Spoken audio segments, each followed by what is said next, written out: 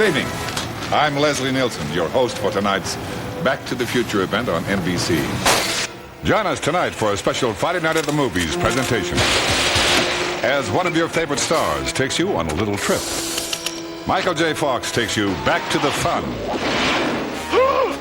back to the laughs, back to the adventure. We're sending you back to the future. This is nuts. It's a very special screening of the all-time family favorite, Back to the Future. And coming up later... Are we back? An exclusive sneak preview of Back to the Future Part 2. What do you mean we're in the future? October 21st, 2015. Marty, we're going to be able to see our wedding. Wow. Future. I gotta check this out, Doc. Also, we'll journey behind the scenes for an inside look at the making of both films. Mark, action.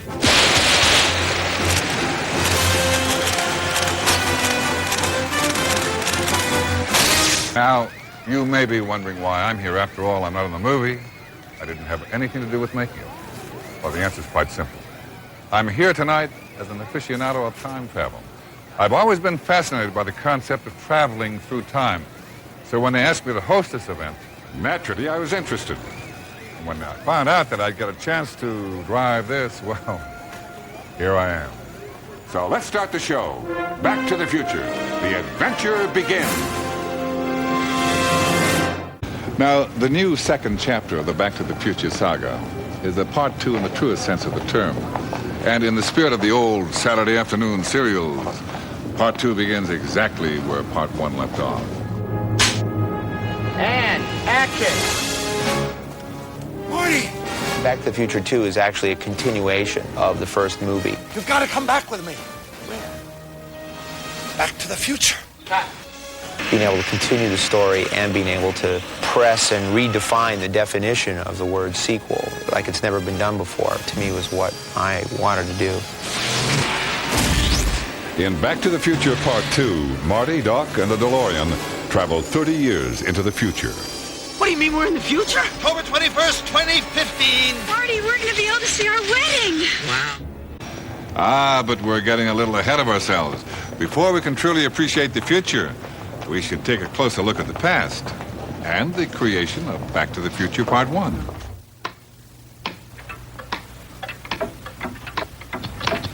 I hope they don't think it's a movie about clocks. Rolling. Quiet, please. Marker? This film was about...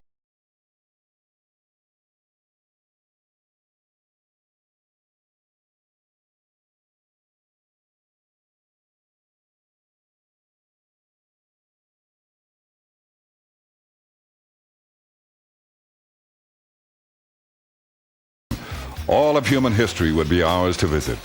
The first task facing the makers of Back to the Future was deciding exactly where they would send their young time traveler, Marty McFly.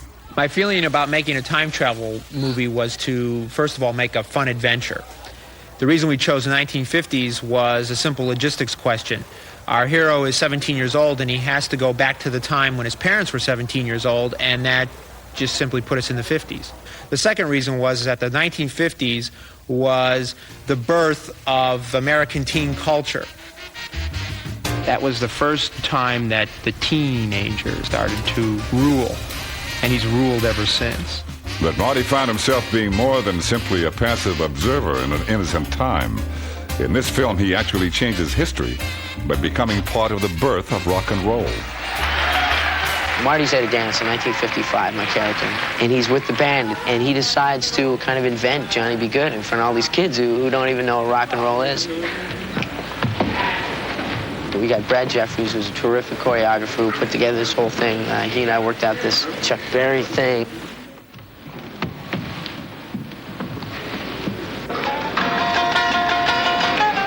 Who knows? Maybe Marty McFly did invent rock and roll.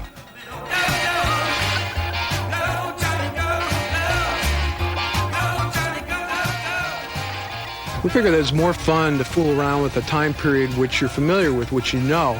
And the 50s were great because we've all had the experience of looking through our parents' high school yearbook.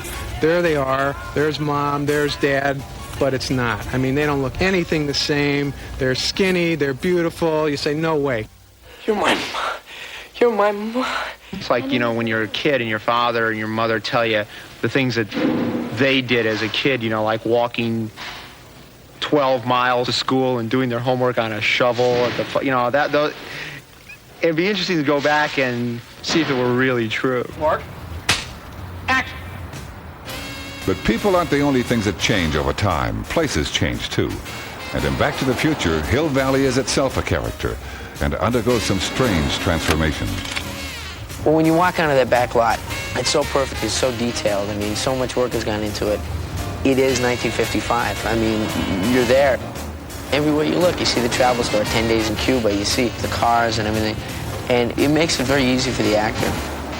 Not so easy would be having the same streets and buildings double for Hill Valley 1985. One of the major elements of the story, even in its earliest incarnation, was to take a place and show what happens to it over a period of 30 years. What happened to everybody's hometown is obviously the same thing. They built the mall out in the boonies and it killed all the business downtown and everything changed. A real location was out because nobody was going to let us shut down their town to make it over into the 50s and then remake it over.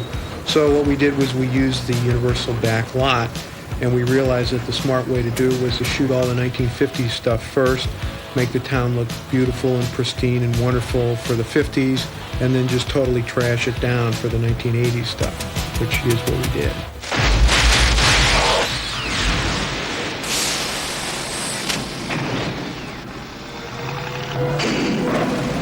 The concept of a town as a character which undergoes change is carried one step further in Back to the Future Part 2.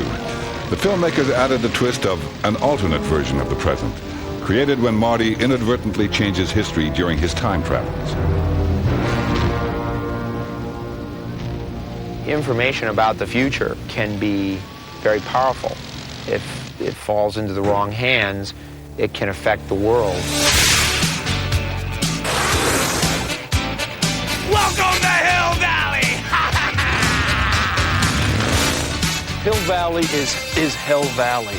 Biff owns everything. 1985. Can't be.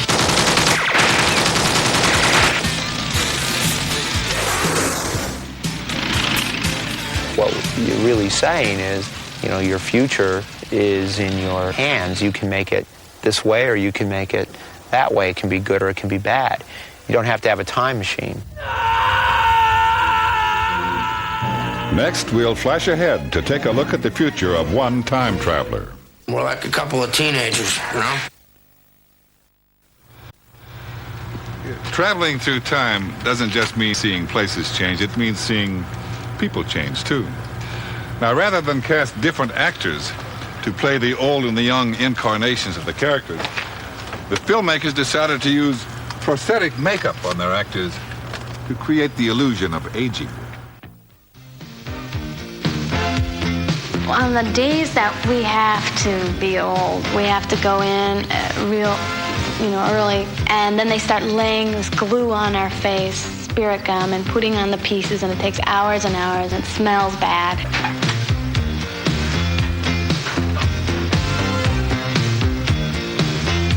And then they start painting it, but by the time they start painting it, you start seeing this like living sculpture evolve. When I had my old makeup on, I drove home because my mom was staying with me and walked in the door and said, "Hi, Mom," and she walked out and she went, Look out! When you're traveling through time, you don't age, but everyone else does.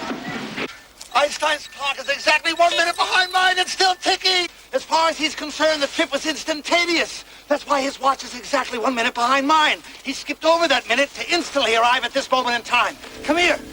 I'll show you how it works.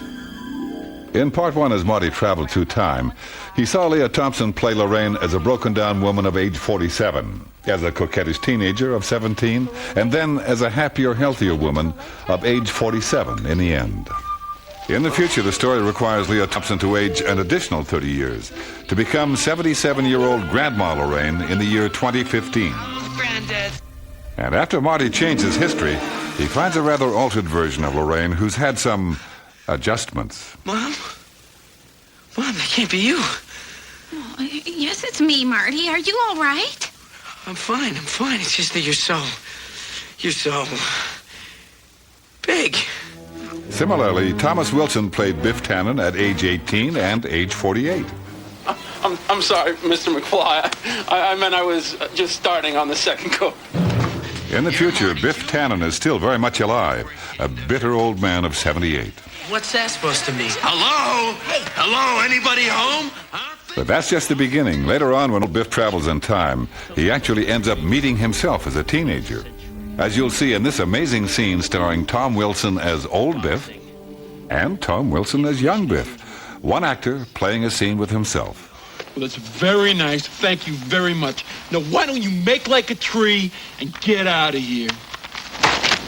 It's leave, you idiot. Make like a tree and leave. You sound like a damn fool when you say it wrong. All right, then, leave!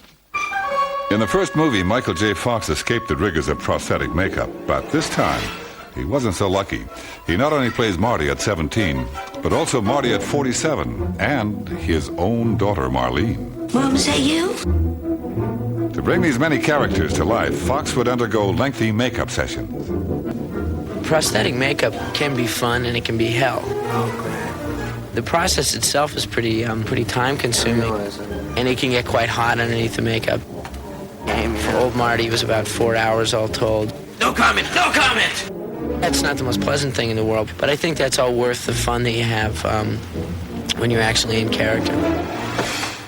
Now, as we've seen, when you have a time machine, some very interesting situations can arise. You can literally be in two places at once, as Marty discovered in part one, when he went back to the mall and witnessed an incident from the beginning of the film from a different point of view.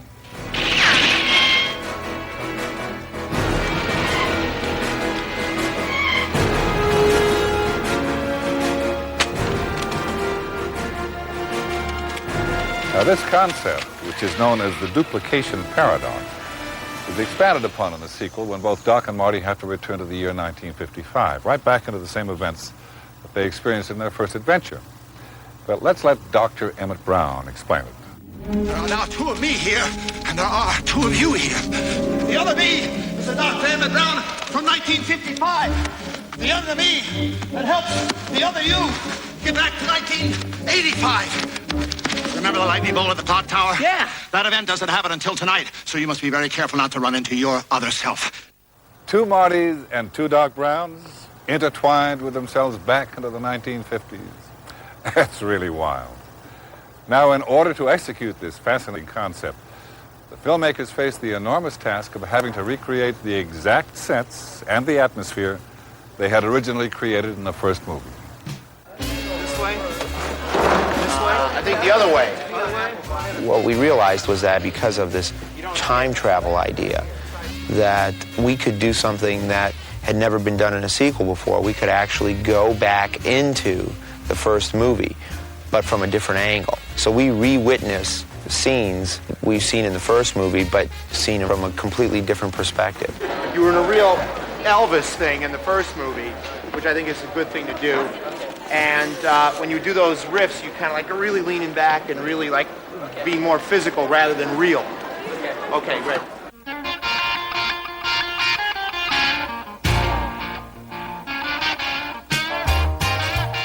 The good thing about a sequel situation is you have this great experience, and then like 5 years later they go, let's do it again.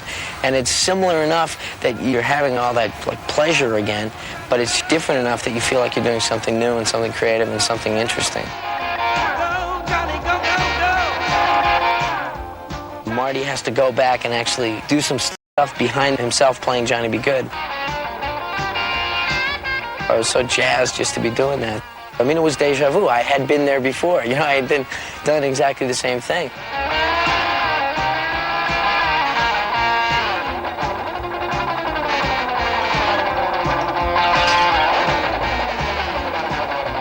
I remember the first time doing that rock and roll stuff, I didn't think about it as much as this time, you know, when I kind of doing the thing, and I said, oh yeah, and this is where I just threw myself on my knees and slid across the stage and did it and went, what the, how did I do that? Action! One of the great parts of doing this film is the physical side. I love action.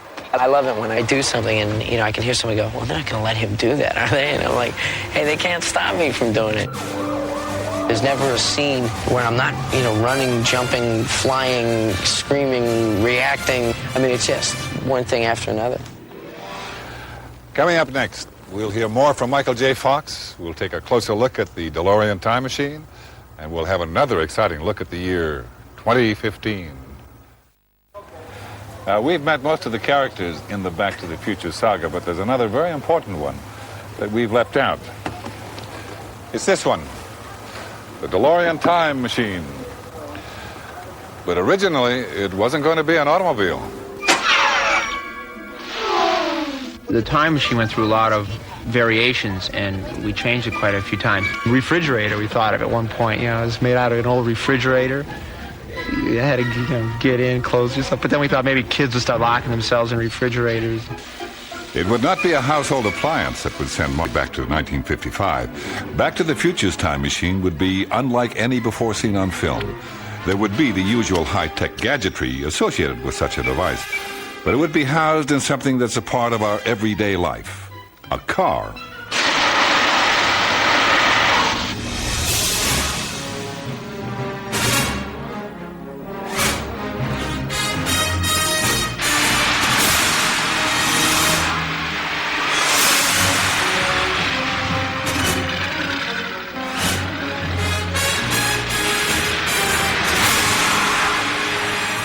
It became very apparent that if you in fact were to build a time machine, you'd be foolish not to make it mobile and to take it with you so that you could get back and not have to worry, because, you know, you never know. You know, traveling through time is a dangerous thing.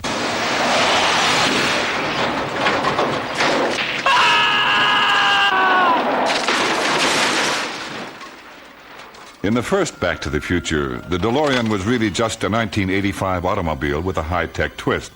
But in Back to the Future Part 2, creating a believable vehicle of the year 2015 proved far trickier. Hey, Doc, you better back up. We don't have enough road to get up to 88. Roads? Where we're going, we don't need roads. One element that we wanted to deal with in Back to the Future is something that always fascinated Bob and myself, which is the fact that people always tend to predict the future incorrectly. We went to the 1965 World's Fair and they showed us all this stuff that we were supposed to have in the 80s, and we never got it. And it was even more ridiculous in the 1939 World's Fair when they showed the world of tomorrow and they had flying cars. Where's flying cars? I mean, I waited my whole life to fly around in a flying car. We don't have them. Back to the Future, we finally get one. The filmmakers experimented with several different ways to make the DeLorean fly. Go! It was not a simple task.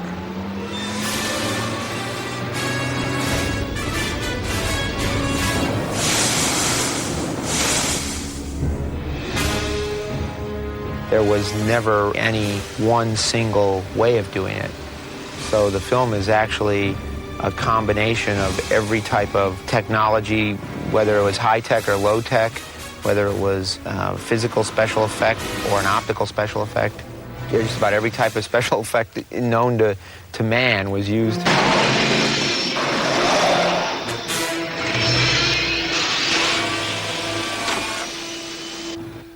The 1.21 gigawatts of electricity to travel through time are provided by Mr. Fusion here, the power source of the future. It converts matter into energy. It could be garbage, any kind of matter. It could even be my watch. The future. Where does it come from? How do you create the future? Oh, come on now, really. The first thing we decided was that, you know, the future wasn't going to be Orwellian. We tried to just project what we thought might happen in 35 years from now as best we could, but mainly making it fun from a pop culture standpoint. This is cool. We, in a sense, had to get everybody to get past the images that came from Blade Runner. You know, smoke and the chrome and everything. And I just felt that it was important that we be as detailed as they were, but that we convey a different tone. A team of futurists spent months designing the future of Hill Valley. We wanted to take what you knew about Hill Valley from the first movie and just go further and push those same ideas further, because that's what becomes fun. I think a lot of times in film representations of the future, it tends to be kind of evil and foreboding and, kind of negative. But if it was like it's presented here, it'd actually be okay. The future's an okay place. All right, here we go. March. And after 2 years in the making, And action. Marty came face to face with the future.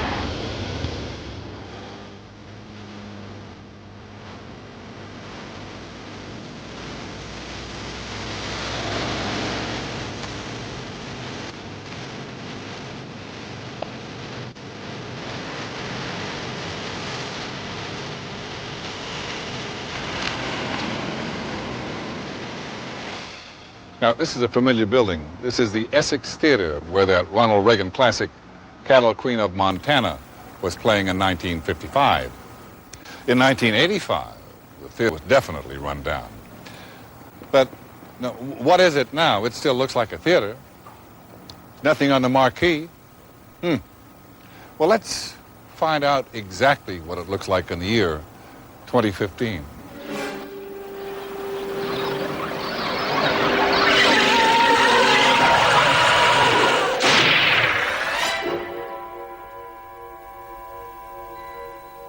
Shark still looks fake. In the first Back to the Future, the past was constantly connected with the present. And in part 2, the future is added to the equation. Or, as the saying goes, the more things change, the more they stay the same. All right, punk. Now, whoa, Biff. What's that?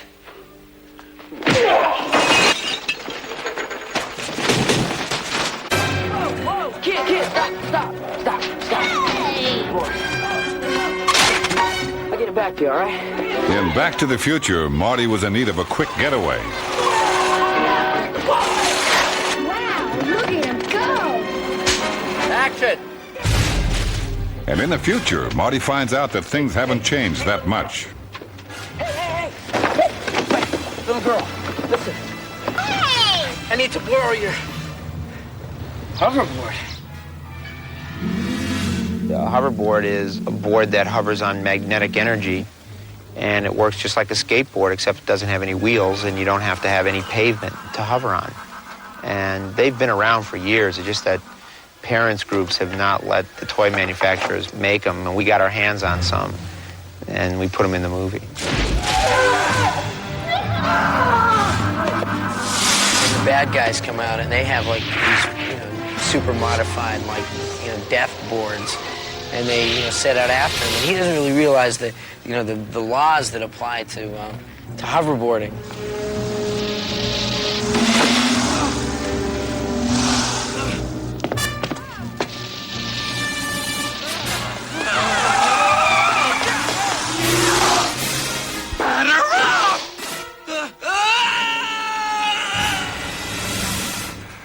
Hoverboards. Pretty amazing technology. With one of these, I bet you could really go places. Let's try it. Maybe it only works in the future. Well, that's where I'm going. Back to the future. See you in the movie.